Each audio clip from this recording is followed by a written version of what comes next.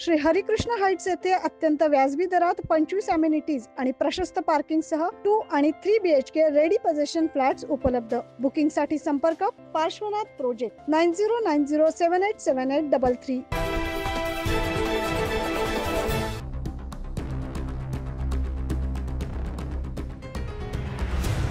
3 दिवसांपूर्वी पुराच्या पाण्यात उतरून मदतीचा हात देणारा मोहन साबळे आज मात्र तोच हात मृत्यूच्या प्रवाहात हरवून गेला। 3 दिवसांपूर्वी मदतीसाठी नदीत उतरलेला मोहन अखेर मृत अवस्थेत सापडला। हेरावाडी त्रिकोणी बंगला येथील 21 वर्षीय मोहन अर्चित साबळे पुरात अडकलेल्या लोकांना मदत करण्यासाठी संत गाडगेबाबा धर्मशाळा परिसरातील नदीपात्रात उतरला होता। मात्र पाण्याचा अंदाज न आल्यामुळे आणि वर्मी लागल्याने मोहनचा तोल गेला आणि तो पाण्यात बुडाला। मोहनचा शोध नातेवाईक, मित्रमंडळी आणि अग्निशमन दलाने गेल्या 3 दिवसांपासून सुरू केला होता। अखेर आज स्वामीनारायण मंदिराजवळील झुडपांमध्ये त्याचा मृतदेह तरंगताना आढळून आला। मृतदेह पाहून नातेवाईकांना शोक अनावर झाला आणि परिसरात हळहळ पसरली।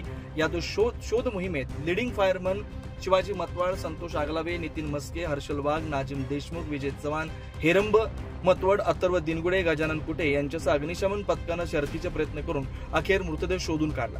घटनास्थळी भद्रकाली पोलीस ठाण्याचे अधिकारी पोहोचले असून मृतदेहाचा पंचनामा करून अधिकृत नोंद घेण्यात आली। मोहनच्या धाडसाचं कौतुक निश्चितच होतं, पण कौतुकापेक्षा त्याच्या जाण्याचं दुःख मोठं आहे। मदतीसाठी पुढे सरसवलेला हातच आता एक कायमची आठवण बनून राहिला।